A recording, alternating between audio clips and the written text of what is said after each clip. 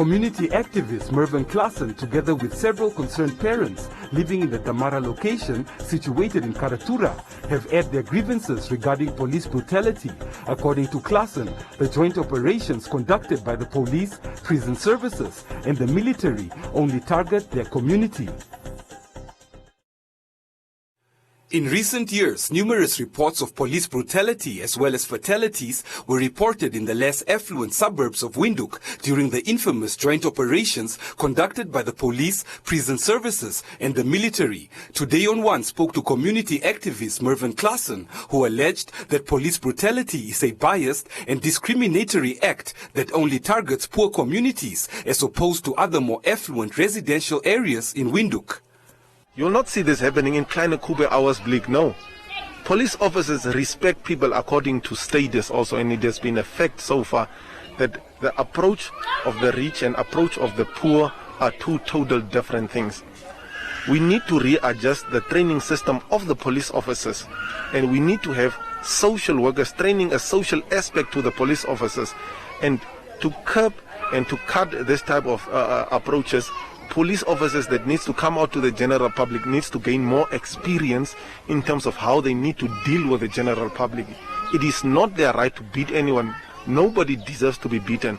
If you believe that someone has caused a crime, that person needs a fair trial. All I'm asking is that we need to start applying our critical thinking and start approaching things differently.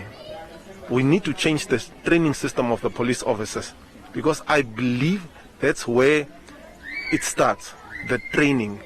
Do they understand their job? Do they understand what is required from police officers? That is what we need to start, or that is rather where we need to start. Today on One spoke to some of the parents living in Damara location to find out their experience with the law enforcement officers patrolling in their communities.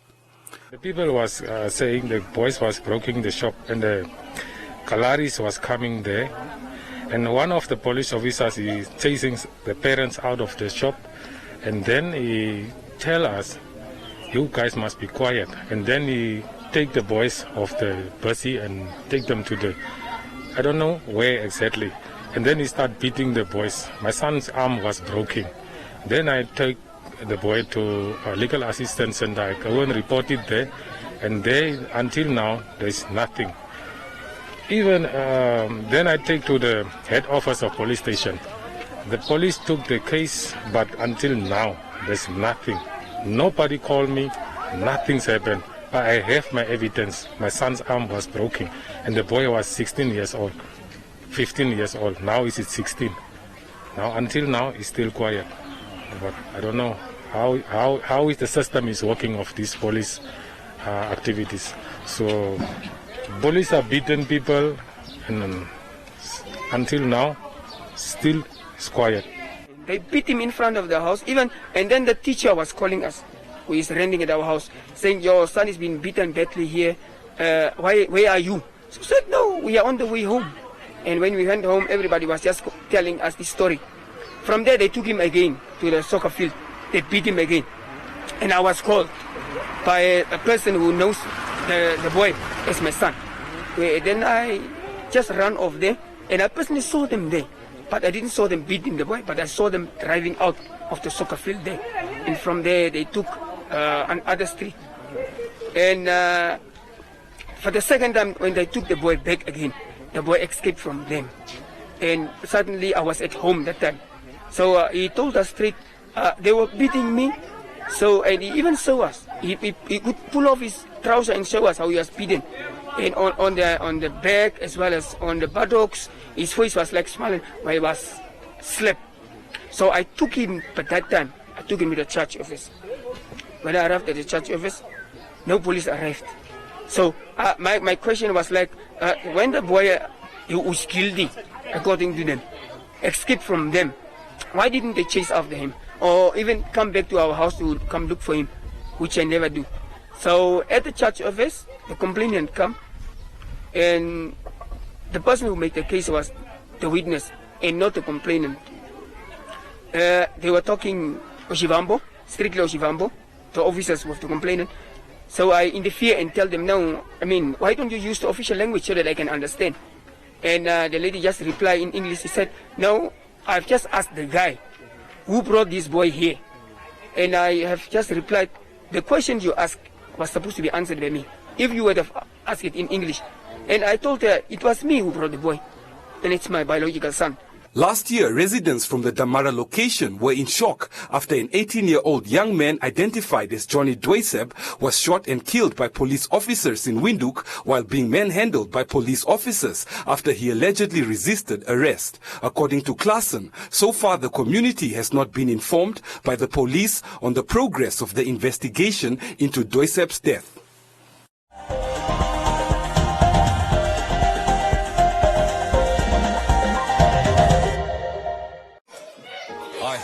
I'm Sam. I'm also Sam. Meet my little Sam. Only the best for my son.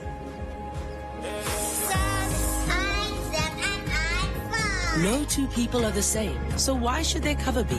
New personal cover from Old Mutual lets you build the cover that's right for you and your budget. The time is now to get personal cover that's just for you. SMS cover to 66522 today.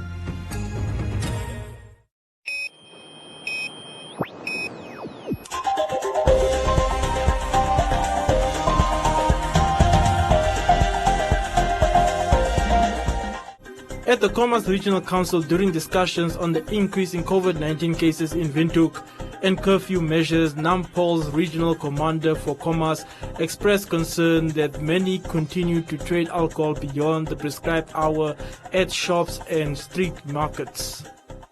That now after the closing of shoppings and bars, people are now selling alcohol at a kiosk. People are now selling alcohol at the stands where they are selling tomatoes. That's where now they are selling the liquors. People are now selling liquor at the car wash. So therefore we said, people now, for instance, like people who are from the after the closing hours of the shoppings, they come and they park their cars there, and they told the boys, yeah, wash our cars while they are drinking. Commerce Regional Commander Joseph Shikongo said that the curfew does not prohibit people from leaving their homes as long as it's for the necessities such as buying electricity after 8 p.m. So the curfew is very, very clear when you look at it, because there are every steps and the provisions, what should be done at every level. For instance, like the taxi drivers. Taxi drivers are the people that we cannot issue letters. But taxi drivers, we are not saying no taxi driver should drive around after 8. We are not saying that. There are businesses that are operating after 8, like service stations. There are shifts that are changing. We are talking about security guards that are change shift. We are talking about nurses. We are talking about doctors. We are talking about people that are going to seek for law enforcement, members of the public that want to go to the police because they want to report something to the police around 11, around 12, around 2. There are families, members of the community that get sick in the middle of the night or after 8 or by 8, and they want to call the taxi driver to come and pick them and take them to hospital. There are families that comes from work after 8, and when arriving home, only kids, and only to realize that the power or the electricity is off. And that particular person needs to go to the service station to buy electricity. Those are essential services.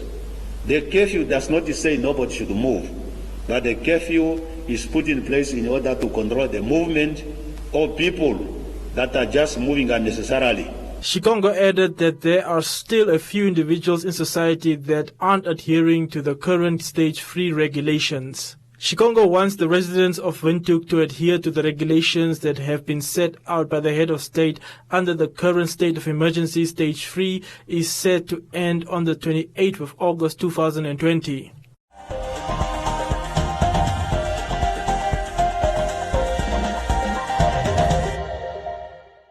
Enjoy these fantastic mid-month savings only at Clicks until 21 November. Save 40% on 240 Clicks Made for Baby wipes. Save 20% on Clicks Made for Baby Dry Protect disposable nappies value packs. Save 30% on Clicks 2-ply toilet paper 18 rolls. And save 20% on Handy Andy Cream 750 mils. Offers valid for all customers until 21 November.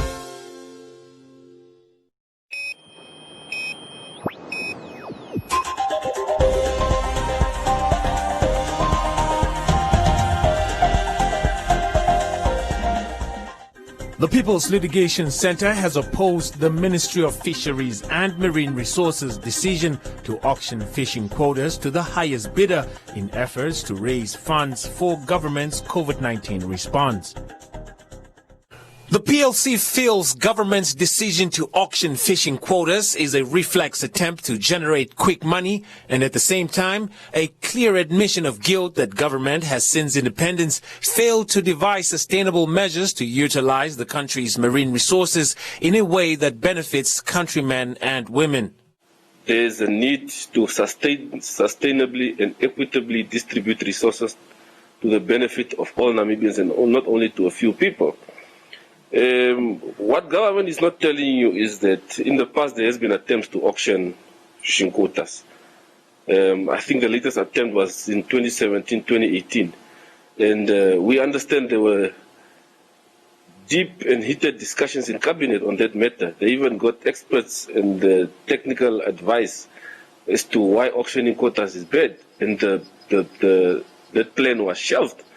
So it raises eyebrows now why they want to auction these quotas. PLC is of the opinion that auctioning off the fishing quotas without accounting to the nation how the 8.1 billion Namibia dollar stimulus package that was announced by the Finance Minister Pumbushimi at the beginning of the pandemic was utilized speaks to the lack of accountability culture adopted by government during the pandemic. And another thing is you'll see that there is an allocation for international bidders.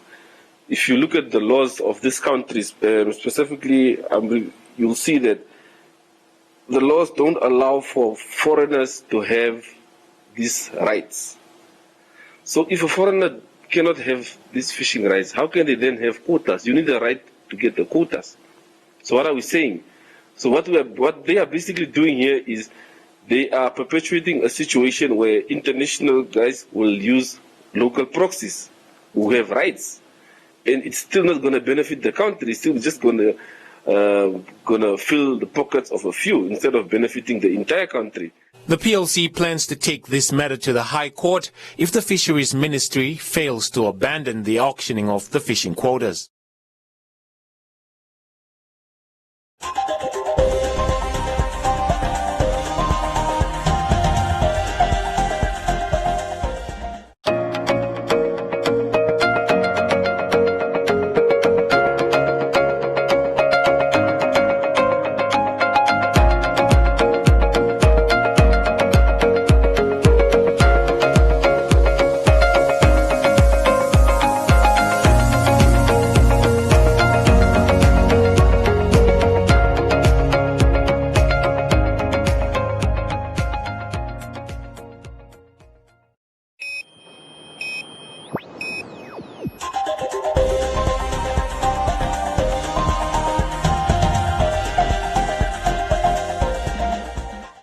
Following the Namibia Football Association's successful submission to FIFA to participate in the High Performance Project Academy analysis, 13 youth academies were identified and are currently collaborating with a Belgium-based company Double Pass with vast experience in analyzing and optimizing talent development systems.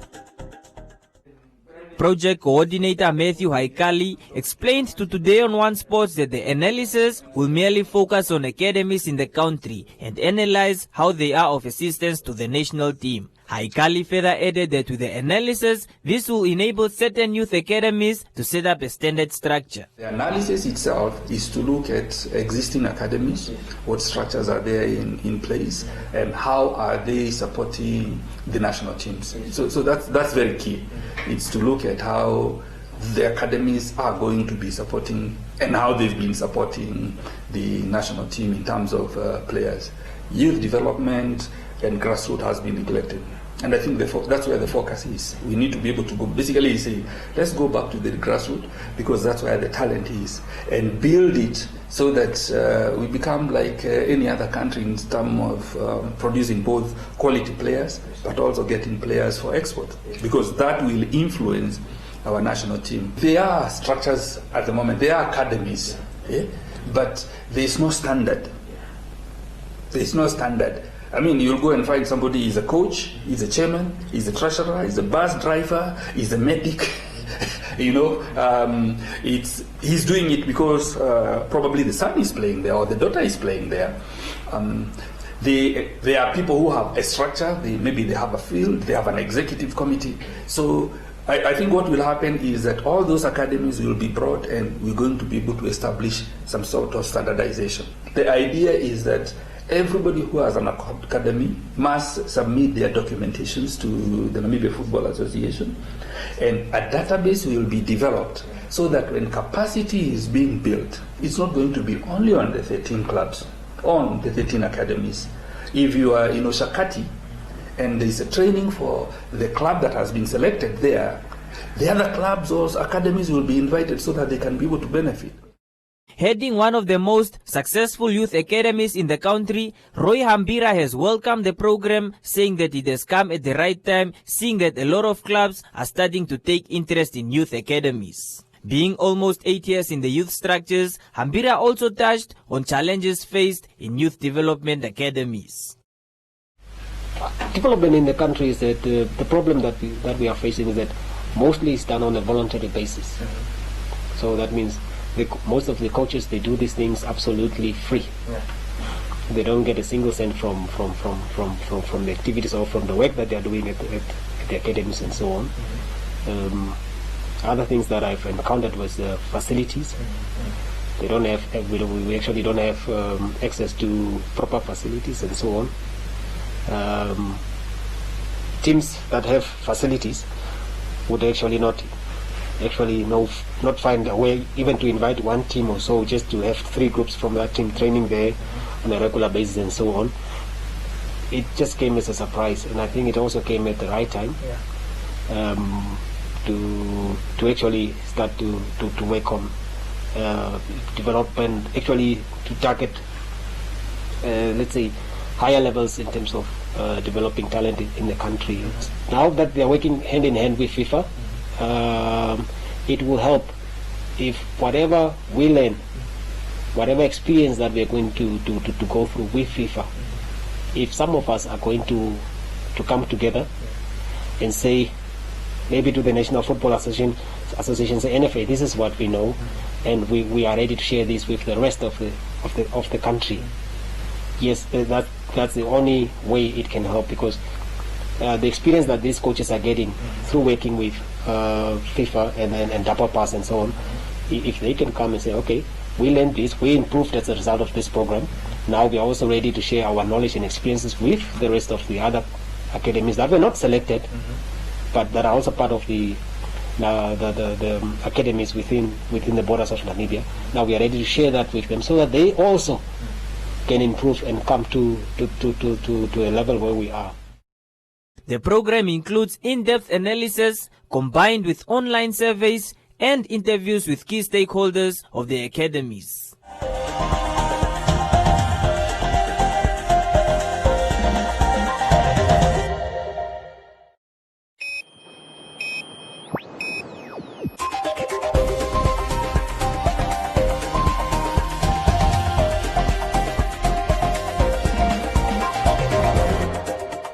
In other leading stories, the Namibia Community Broadcasters Network recently hosted an online listening session through its coordination center. The purpose of the session was to provide online listeners and followers with some insight on what and how community media have been covering the issues around the coronavirus pandemic. The session, attended via Zoom, has now become a medium of collaboration for the community radio journalists since May 2020, as they have been having their usual online newsroom meetings every Monday for their project called Community Media Focus on COVID-19. The project, supported by the European Union, was initiated in April 2020 and seen content production going through May and June 2020. Namibia Community Broadcasters Network, with 6 participating radio stations and journalists covering over 4 regions, including towns of Gobabis, Ondangwa, Oraniemund and Opuwo. The main aim of the project was to bring together and activate community radio journalists, making them activists and advocates within their communities to ensure knowledge and stimulate talks about the importance of stopping the coronavirus pandemic.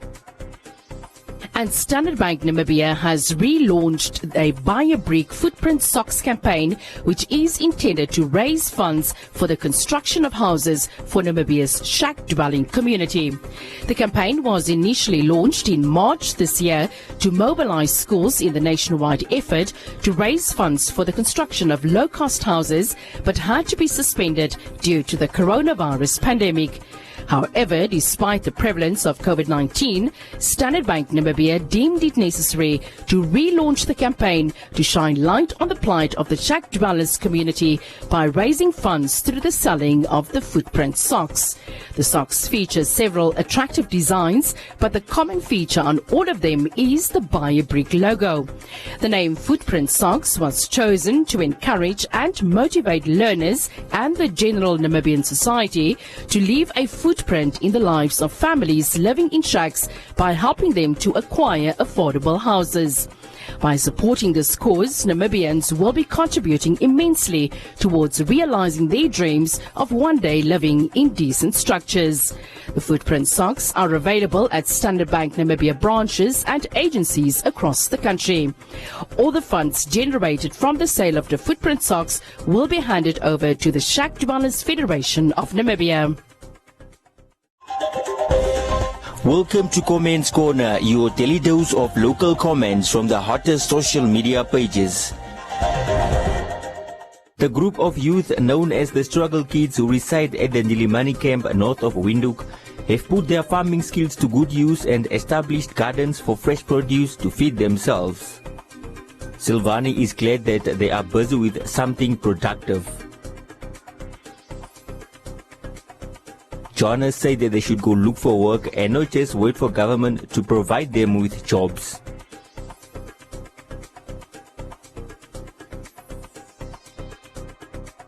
Sipendo said that they should stay at the camp for their own good. Moai said that she is proud of them. Homelessness is taking a toll on the well-being of the Swartboy family, especially Mr. Swartboy, who suffered chest pains due to stress. Hendrik Swartboy says it happened just as he was about to rest his eyes after a long day of looking for countless solutions to the problems his family is facing. Denevant said that the Swartboy family lost a son after being evicted from their home.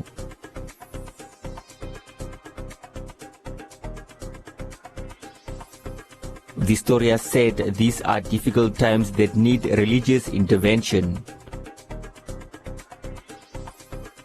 Esti said that it seems that the siblings are on top of everything. Monica said that Mr. Swartboy is very proficient in English. And that is all from Comments Corner. Be sure to post your comments on our social media pages for broadcast every day only on Today and One.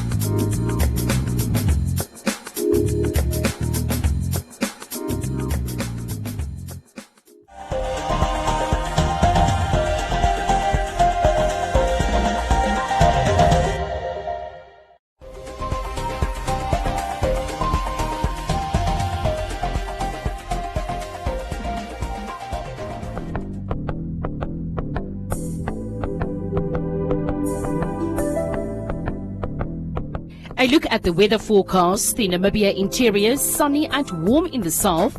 Elsewhere, partly cloudy and warm to hot. The coast, sunny and hot with dust storms at times. And the wind moderate to fresh northeasterly to southeasterly.